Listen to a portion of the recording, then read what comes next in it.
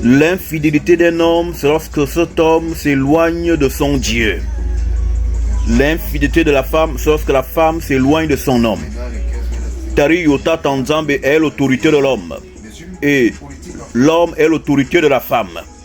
C'est le subalterne qui se montre infidèle parce qu'il viole les lois de son supérieur. L'homme est le supérieur de la femme sur le plan marital. Et Tario est le supérieur de l'homme sur le plan aussi marital, car il y a alliance entre Dieu et l'homme, et entre l'homme et la femme. Quand donc il y a infidélité dans un couple, c'est lorsque la femme s'en va s'amouracher et s'adonner à un autre homme. L'infidélité de l'homme, c'est quand il va adorer des dieux qui sont différents de son Dieu. C'est lorsqu'il se soumet aux idoles, aux dieux étrangers. Un homme n'est pas infidèle lorsqu'il partirait rechercher une autre femme en dehors de la femme qu'il a déjà chez lui. Si c'était le cas, nos ancêtres méritants n'auraient pas eu 2, 3, 4 femmes.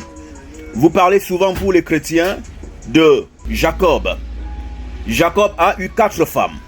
Si cet individu avait été infidèle, il ne serait pas le père du peuple élu. D'accord? L'infidélité, c'est lorsque vous vous éloignez de votre Dieu.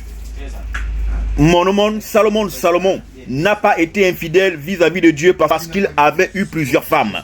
Mais c'est parce qu'il s'était adonné à d'autres divinités que Tario, le Dieu de ses ancêtres. Lorsque l'homme abandonne son Dieu, c'est là que se manifeste son infidélité. Lorsqu'un homme va à une autre femme, en dehors de la femme qu'il a, il n'est pas infidèle. L'infidélité, c'est lorsque le subalterne viole les lois du contrat que son autorité lui a donné en observance. Et lorsque le maître d'Okiratsamela vous dit ceci: je ne suis pas en train d'envoyer les hommes dans des pratiques sexuelles irresponsables. C'est la connaissance qui rend libre.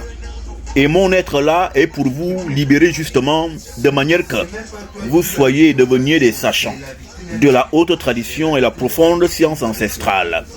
Et que vous remettiez les mots dans leur contexte. Ici était le mot infidélité dont avais-je envie de vous faire pénétrer le sens étymologique. C'est-à-dire le subalterne qui viole les lois de son autorité. C'est ça être infidèle.